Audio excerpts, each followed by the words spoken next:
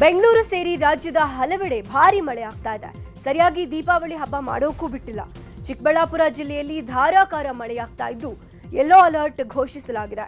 ಚಿಂತಾಮಣಿ, ಶಿಡ್ಲಘಟ್ಟ, ಬಾಗೇಪಲ್ಲಿ ಸೇರಿ ಹಲವೆಡೆ ತುಂತುರು ಮಳೆ ಆಗಿದೆ.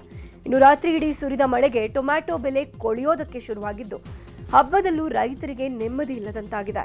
ಇನ್ನು ಬೆಳೆದ ಫಸಲು ಕೈ ಸೇರುತ್ತೆ ಅಂತ ಕಾಯ್ತಾ ಇದ್ದವರಿಗೆ ಮಳೆರಾಯ ತಣ್ಣೀರೆರಚಿದ್ದಾರೆ.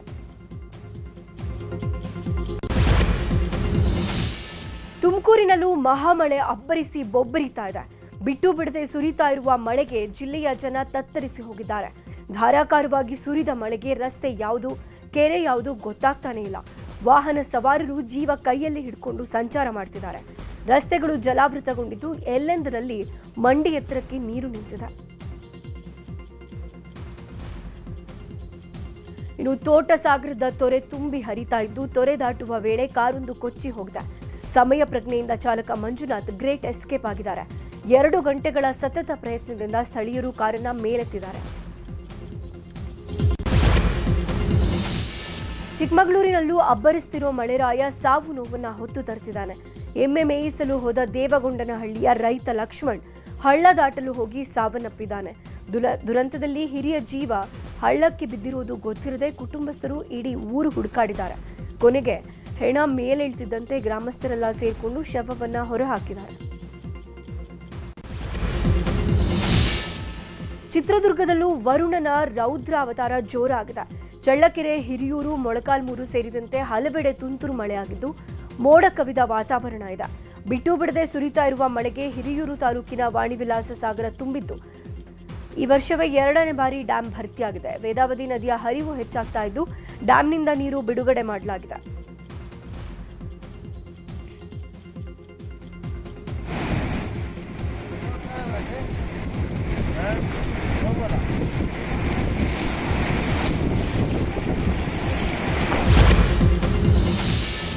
ಕೋಲಾರ ಜಿಲ್ಲೆಯಲ್ಲೂ ಕೂಡ ಅತಿವೃಷ್ಟಿಯಿಂದ ಅವಾಂತರ ಸೃಷ್ಟಿಯಾಗಿದೆ.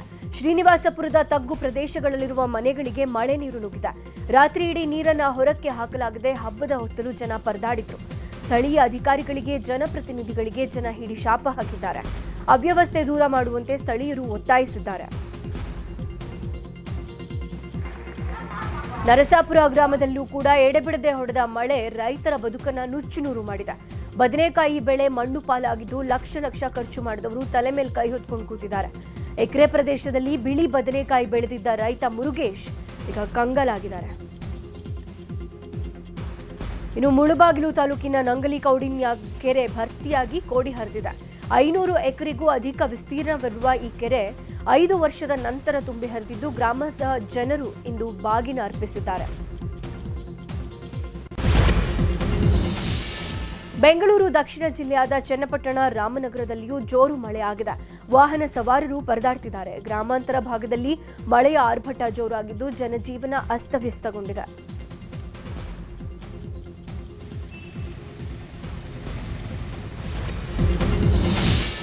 ಮಂಡ್ಯದ ಕೆಆರ್ಪೇಟೆಯಲ್ಲಿಯೂ ಮಳೆರಾಯನ ಜೊತೆ ಗಾಳಿಯೂ ಅಬ್ಬರಿಸಿದ್ದು ಸಿಕ್ಕಿದೆಲ್ಲವೂ ಸರ್ವನಾಶ ಆಗ್ತಾ ಇದೆ. ಹೆಗ್ಗಡಳ್ಳಿ ಗ್ರಾಮದಲ್ಲಿ ಭಾರೀ ಗಾಳಿ ಮಳೆಗೆ ಶಿವಕುಮಾರ್ ಕುಟುಂಬಕ್ಕೆ ಸೇರಿದ ಮನೆಯ ಮೇಲ್ಛಾವಣಿ ಪೀಸ್ ಆಗಿದೆ. ಸಿಮೆಂಟ್ ಸೀಟುಗಳು ಪುಡಿಯಾಗಿದ್ದು ಸುಮಾರು 1 ಲಕ್ಷ ರೂಪಾಯಿ ನಷ್ಟವಾಗಿದೆ. ಇನ್ನು 1 ತಿಂಗಳಲ್ಲಿ ಗೃಹ ಪ್ರವೇಶ ಮಾಡೋದಕ್ಕೆ ತಯಾರಿ ಮಾಡಿಕೊಳ್ತಾ ಇದ್ದವರಿಗೆ ಬರಸಿಡಿಲು ಬಡಿದಂತಾಗಿದೆ. ಕರ್ನಾಟಕ ತಮಿಳುನಾಡು ಗಡಿಯಲ್ಲೂ ಭಾರೀ ಮಳೆಯಾಗಿದೆ. ಚಾಮರಾಜನಗರ ಜಿಲ್ಲೆ ಹನೂರು ತಾಲೂಕಿನ ಕೂಡ್ಲೂರು ಜೋಡಿ ಮುನಿಯಪ್ಪ ದೇವಾಲಯದ ಬಳಿ ಹಳ್ಳ ಉಕ್ಕಿ ಹರಿತಾ ಇದೆ. ಹಳ್ಳದಲ್ಲಿ ಮಳೆಯ ನೀರಿನ ಪ್ರವಾಹ ಹೆಚ್ಚಾಗಿದ್ದು ಗ್ರಾಮಸ್ಥರು ಆತಂಕದಲ್ಲಿದ್ದಾರೆ. ವಿಜಯಪುರ ಜಿಲ್ಲೆಯಲ್ಲೂ ನಿರಂತರ ಮಳೆ ಆಗ್ತಾ ಇದೆ. ವರುಣನ ಹೊಡೆತಕ್ಕೆ ಹೂವಿನ ಬೆಳೆ, ಕಬ್ಬು ಬೆಳೆ ನಾಶವಾಗಿದೆ. ಇನ್ನು ಮಹಾಮಳೆಯ ಮಧ್ಯೆಯೇ ಅಳಿದುಳಿದ ಸೇವಂತಿಗೆ, ಚೆಂಡು ಹೂವು ಇವುಗಳನ್ನು ಬೆಳೆದ ರೈತರಿಗೆ ಬೆಳೆಯ ಹೊಡೆತ ನರಕ ತೋರಿಸ್ತಾ ಇದೆ. ಹಬ್ಬಕ್ಕೆ ಅಂತ ಹೂವು ತಂದ್ರೆ ಕೇಳೋರೇ ದಿಕ್ಕಿಲ್ಲದಂತಾಗಿದೆ. ಕೆಜಿಗೆ 150ರಿಂದ 200 ರೂಪಾಯಿ ಮಾರಾಟವಾಗಬೇಕಾಗಿದ್ದ ಚೆಂಡು ಹೂವು ಕೇವಲ 50ರಿಂದ 80 ರೂಪಾಯಿಗೆ ಮಾರಾಟ ಆಗ್ತಾ ಇದ್ದು ರೈತರು ಕಂಗಾಲಾಗಿದ್ದಾರೆ.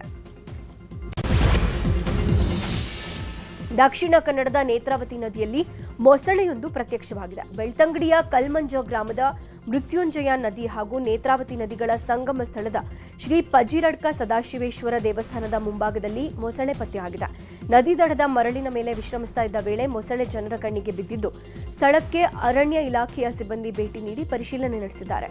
ಇತ್ತೀಚೆಗೆ ನೇತ್ರಾವತಿ ಹಾಗೂ ಮೃತ್ಯುಂಜಯ ನದಿಗಳಲ್ಲಿ ಅಲ್ಲಲ್ಲಿ ಮೊಸಳೆ ಕಾಣಸಿಗ್ತಾ ಇರುವುದು ಸ್ಥಳೀಯರಲ್ಲಿ ಆತಂಕ ಮೂಡಿಸಿದೆ.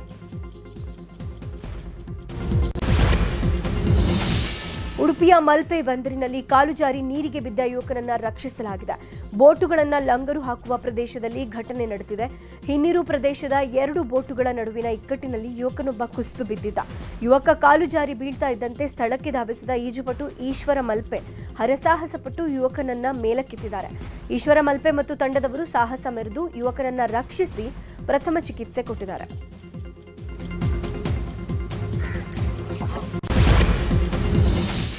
ಬಂಗಾಳ ಕೊಲ್ಲಿಯಲ್ಲಿ ಚಂಡಮಾರುತ ಹಿನ್ನೆಲೆ ಆಂಧ್ರಪ್ರದೇಶ, ತಮಿಳುನಾಡು, ಪುದುಚೇರಿ ಮತ್ತು ಕಾರೈಕಲ್ನಲ್ಲಿ ಭಾರೀ ಮಳೆಯಾಗಿದೆ.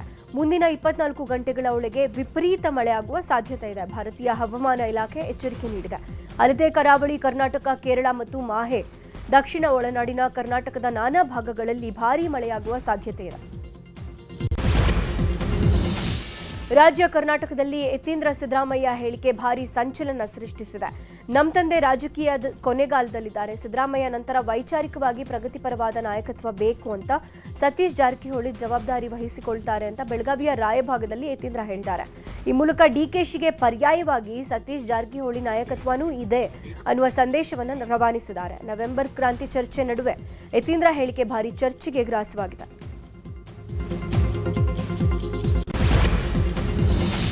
ಗುಂಪು ರಾಜಕಾರಣ ಮಾಡೋದಕ್ಕೆ ನಾನು ಅವಕಾಶ ಕೊಟ್ಟಿಲ್ಲ. ಗುಂಪು ಮಾಡಿದ್ರೆ ಏನ್ ಬೇಕಾದ್ರೂ ಮಾಡಬಹುದಿತ್ತು ಅಂತ ಸ್ವಪಕ್ಷದವರಿಗೆ ಡಿಕೆಶಿ ಪರೋಕ್ಷವಾಗಿ ಕೌಂಟರ್ ಕೊಟ್ಟಿದ್ದಾರೆ.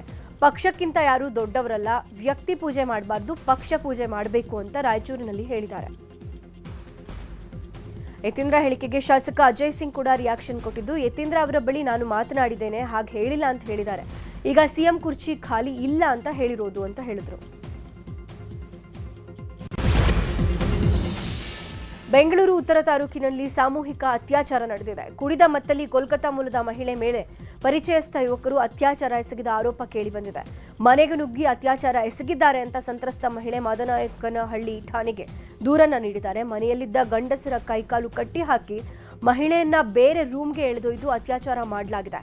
ಪ್ರಕರಣ ಸಂಬಂಧ 5 ಮೇಲೆ ಪ್ರಕರಣ ದಾಖಲಾಗಿದೆ. ಕಾರ್ತಿಕ್, ಗ್ಲೇನ್ ಮತ್ತು ಸುಯೋಗ್ ಎಂಬುವರನ್ನ ಪೊಲೀಸರು ಬಂಧಿಸಿದ್ದಾರೆ. ಇನ್ನು ಉಳಿದ 2 ಶೋಧ ಕಾರ್ಯ ನಡೆದಿದೆ. ಮೈಸೂರು ರೈಲ್ವೆ ನಿಲ್ದಾಣದಲ್ಲಿ ಮಗು ಅಪಹರಣಕ್ಕೆ ಯತ್ನ ನಡೆದಿದ್ದು, ಸಿಸಿಟಿವಿ ದೃಶ್ಯ ಆಧರಿಸಿ ಕೆಲವೇ ಗಂಟೆಗಳಲ್ಲಿ ಆರೋಪಿಯನ್ನ ರೈಲ್ವೆ ಪೊಲೀಸರು ಪತ್ತೆ ಹಚ್ಚಿದ್ದಾರೆ. ರೈಲ್ವೆ ನಿಲ್ದಾಣದಲ್ಲಿ ತಾಯಿ ಜೊತೆ ಮಲಗಿದ್ದ ಮಗುವನ್ನ ವೃದ್ಧೆಯೊಬ್ಬಳು ಅಪಹರಿಸಿದ್ಲು. ಕೂಡಲೇ ರೈಲ್ವೆ ಪೊಲೀಸರಿಗೆ ಮಗುವಿನ ತಾಯಿ ಮಾಹಿತಿಯನ್ನ ನೀಡಿದ್ರು. ಕೂಡಲೇ ಎಚ್ಚೆತ್ತ ಆರ್ಪಿಎಫ್ ಪೊಲೀಸರು ವೃದ್ಧೆಯನ್ನ ಬಂಧಿಸಿ ಮಗುವನ್ನ ರಕ್ಷಿಸಿದ್ದಾರೆ. ಇನ್ನು ಆರೋಪಿಯನ್ನ ನ್ಯಾಯಾಂಗ ಬಂಧನಕ್ಕೆ ಒಪ್ಪಿಸಿದ್ದಾರೆ. ಚಾಮರಾಜನಗರ ಜಿಲ್ಲೆ ಬಿಆರ್ಟಿ ಹುಲಿ ರಕ್ಷಿತ ಅರಣ್ಯದ ಯಳಂದೂರು ವನ್ಯಜೀವಿ ವಲಯಕ್ಕೆ ಅಕ್ರಮ ಪ್ರವೇಶ ಮಾಡಿದ್ದ 3 ಬೇಟೆಗಾರರನ್ನ ಅರಣ್ಯಾಧಿಕಾರಿಗಳು ಬಂಧಿಸಿದ್ದಾರೆ. ವನ್ಯ ಪ್ರಾಣಿಗಳ ಬೇಟೆಗೆ ಹೊಂಚು ಹಾಕ್ತಾ ಇದ್ದ 3ರನ್ನ ಅರಣ್ಯಾಧಿಕಾರಿಗಳು ಬಂಧಿಸಿದ್ದು, 2 ಬೇಟೆಗಾರರು ಪರಾರಿಯಾಗಿದ್ದಾರೆ. ಇನ್ನು ಬಂಧಿತ ಬೇಟೆಗಾರರಿಂದ ಒಂಟಿನಳಿಕೆ, ನಾಡಬಂದೂಕು, ಲೋಡಿಂಗ್ ರಾಡ್ ಹಾಗೂ 3 ದ್ವಿಚಕ್ರ ವಾಹನಗಳನ್ನು ವಶಪಡಿಸಿಕೊಳ್ಳಲಾಗಿದೆ. ದೀಪಾವಳಿ ಮತ್ತು ಚೌತ್ ಹಬ್ಬ ಹಿನ್ನೆಲೆಯಲ್ಲಿ ನೈಋತ್ಯ ರೈಲ್ವೆ ವಿಶೇಷ ರೈಲುಗಳನ್ನು ಬಿಟ್ಟಿತ್ತು. ನೈಋತ್ಯ ರೈಲ್ವೆಯಿಂದ ವಿವಿಧ ಭಾಗಗಳಿಗೆ 164 ವಿಶೇಷ ರೈಲುಗಳನ್ನು ಬಿಡಲಾಗಿದೆ. 1 ಲಕ್ಷಕ್ಕೂ ಹೆಚ್ಚು ಪ್ರಯಾಣಿಕರು ವಿಶೇಷ ರೈಲು ಮೂಲಕ ಸಂಚರಿಸಿದ್ದು, 10 ಕೋಟಿ ರೂಪಾಯಿ ಹೆಚ್ಚುವರಿ ಆದಾಯ ಗಳಿಸಿದೆ ಎಂದು ನೈಋತ್ಯ ರೈಲ್ವೆ ಸಿಪಿಆರ್ಒ ಮಂಜುನಾಥ್ ಕನಮಡಿ ಮಾಹಿತಿ ನೀಡಿದ್ದಾರೆ. ದೀಪಾವಳಿಗಾಗಿ ರಾಜ್ಯದಲ್ಲಿ 24 ರೈಲುಗಳು ಸಂಚರಿಸಿವೆ ಎಂದು ಅವರು ತಿಳಿಸಿದ್ದಾರೆ. ನಾಡ ಪ್ರಸಿದ್ಧ ಹಾಸನಾಂಬೆ ದರ್ಶನೋತ್ಸವಕ್ಕೆ ಇವತ್ತು ವಿದ್ಯುಕ್ತ ತೆರೆ ಬೀಳಲಿದೆ.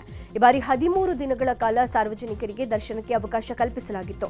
ನಿನ್ನೆ ಸಾರ್ವಜನಿಕ ದರ್ಶನ ಅಂತಿಮವಾಗಿದ್ದು, ಇವತ್ತು ಬೆಳಗಿನ ಜಾವದಿಂದಲೇ ಪೂಜೆ ನಡೀತಾ ಇದೆ. ಇನ್ನು ಮಧ್ಯಾಹ್ನ 12 ಗಂಟೆಗೆ ಗರ್ಭಗುಡಿ ಬಾಗಿಲನ್ನು ಮುಚ್ಚಲಿದೆ.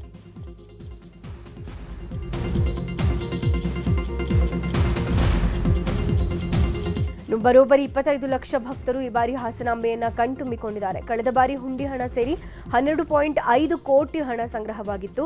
ಈ ಬಾರಿ ಹುಂಡಿ ಹಣ ಹೊರತುಪಡಿಸಿನೇ 22 ಕೋಟಿ ಆದಾಯ ಸಂಗ್ರಹವಾಗಿದೆಯಂತೆ. ಸಚಿವ ಕೃಷ್ಣ ಭೈರೇಗೌಡ ಹಾಸನಾಂಬೆ ದರ್ಶನಕ್ಕೆ ಅನುಭವದ ಹಂಚಿಕೊಂಡಿದ್ದಾರೆ. ಕಳೆದ ಬಾರಿ ಕೇವಲ ಗಣ್ಯರಿಗೆ ಗೌರವ ಕೊಡುವ ಉತ್ಸವ ಆಗ್ತಾ ಇತ್ತು. ಆದರೆ ಈ ಬಾರಿ ಭಕ್ತರಿಗೆ ಹೆಚ್ಚು ಮನ್ನಣೆ ನೀಡಲಾಗಿದೆ. ಆದಾಯದಲ್ಲೂ ಏರಿಕೆ ಆಗಿದೆ. ನಮಗೆ ಆದಾಯ ಮುಖ್ಯ ಅಲ್ಲ, ಗರ್ಭಗುಡಿಯನ್ನ ಸ್ವಲ್ಪ ವಿಸ್ತರಣೆ ಮಾಡುವ ಯೋಜನೆ ಇದೆ ಅಂತ ಹೇಳಿದರು. ಬಲಿಪಾಡ್ಯಮಿ ಹಿನ್ನೆಲೆಯಲ್ಲಿ ಮುಜರಾಯಿ ಇಲಾಖೆ ವ್ಯಾಪ್ತಿಯ ದೇವಸ್ಥಾನಗಳಲ್ಲಿ ಗೋಪೂಜೆಗೆ ಸರ್ಕಾರ ಆದೇಶ ಹೊರಡಿಸಿತ್ತು. ಈ ಆದೇಶದ ಹಿನ್ನೆಲೆಯಲ್ಲಿ ಬೆಂಗಳೂರಿನ ಬನಶಂಕರಿ ದೇವಸ್ಥಾನದಲ್ಲಿ ಗೋವು ಪೂಜೆ ಮಾಡಲಾಗಿದೆ. ಬೆಂಗಳೂರಿನ ಕಾರಂಜಿ ಆಂಜನೇಯ ದೇವಸ್ಥಾನದಲ್ಲಿ ಗೋಪೂಜೆ ನೆರವೇರಿಸಲಾಯಿತು. ಕಾರವಾರದ ಅಂಕೋಲದ ಹೊಂಡೆ ಉತ್ಸವದಲ್ಲಿ ಕಾಂತಾರ ಚಿತ್ರದ ದೃಶ್ಯ ಗಮನ ಸೆಳೆದಿದೆ. ಪ್ರತಿ ವರ್ಷ ದೀಪಾವಳಿ ಹಬ್ಬದ ಪ್ರಯುಕ್ತ ಕ್ಷತ್ರಿಯ ಕೋಮರ ಪಂಥ ಸಮಾಜದಿಂದ ಹೊಂಡೆ ಉತ್ಸವ ನಡೆಯಲಾಗ್ತಾ ಇದ್ದು, ಈ ಬಾರಿ ಅದ್ಧೂರಿಯಾಗಿ ನಡೆದಿದೆ.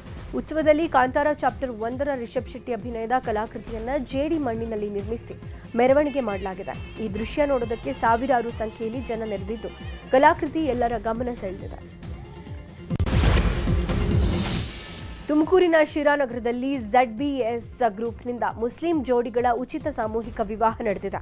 ನಗರಸಭೆ ಅಧ್ಯಕ್ಷ ಜೀಶಾನ್ ಮಹಮ್ಮದ್, ಸದಸ್ಯ ಬುರ್ಹಾನ್ ಮೊಹಮ್ಮದ್ ಸಹೋದರರ ನೇತೃತ್ವದಲ್ಲಿ ನಡೆದ ಕಾರ್ಯಕ್ರಮದಲ್ಲಿ ವಸತಿ ಸಚಿವ ಜಮೀರ್ ಅಹಮದ್ ಹಾಗೂ ಕಾಂಗ್ರೆಸ್ ಹಿರಿಯ ಶಾಸಕ TB ಜಯಚಂದ್ರ ಸೇರಿದಂತೆ ಹಲವು ಮುಖಂಡರು ಪಾಲ್ಗೊಂಡಿದ್ದರು. ಇನ್ನು 20ಕ್ಕೂ ಹೆಚ್ಚು ಜೋಡಿಗಳಿಗೆ ವಿವಾಹ ನೆರವೇರಿಸಿ ಆಶೀರ್ವಾದ ಮಾಡಿದ್ದಾರೆ. ನ್ಯೂಜಿಲೆಂಡ್ನಲ್ಲಿ ಭಯಾನಕವಾಗಿ ಬಿರುಗಾಳಿ ಬೀಸ್ತಾ ಇದೆ. ಸುಮಾರು 120 ಕಿಲೋಮೀಟರ್ ವೇಗದಲ್ಲಿ ಗಾಳಿ ಬೀಸ್ತಾ ಇದ್ದು ಅಪಾರ ಪ್ರಮಾಣದ ಆಸ್ತಿಪಾಸ್ತಿ ಹಾನಿಯಾಗಿದೆ. ವೆಲ್ಲಿಂಗ್ಟನ್ ಸಿಟಿಯಲ್ಲಿ ಮಹಿಳೆಯೊಬ್ಬರು ಬಿರುಗಾಳಿಗೆ ಸಿಕ್ಕಿ ಕಂಟ್ರೋಲ್ ತಪ್ಪಿ ರಸ್ತೆ ಮೇಲೆ ಬಿದ್ದಿರುವ ವಿಡಿಯೋ ವೈರಲ್ ಆಗಿದೆ. ಇನ್ನು ರಸ್ತೆ ದಾಟಲು ಸಿಗ್ನಲ್ ಬಳಿ ಬಂದ ಮಹಿಳೆ ಗಾಳಿ ರಭಸಕ್ಕೆ ರಸ್ತೆ ಮೇಲೆ ಬಿದ್ದಿದ್ದಾರೆ.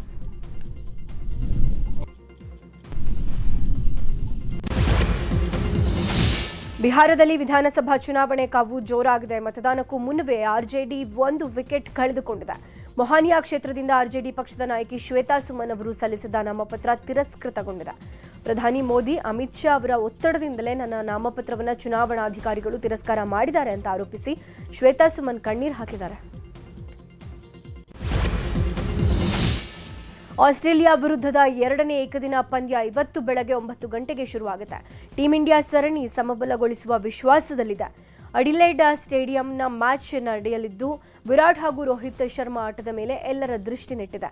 ಅಡಿಲೇಡ್ನಲ್ಲಿ ಟೀಂ ಇಂಡಿಯಾ ಉತ್ತಮ ದಾಖಲೆ ಹೊಂದಿದ್ದು ಗೆಲುವಿನ ಲಯಕ್ಕೆ ಮರಳುವ ನಿರೀಕ್ಷೆ ಇದೆ.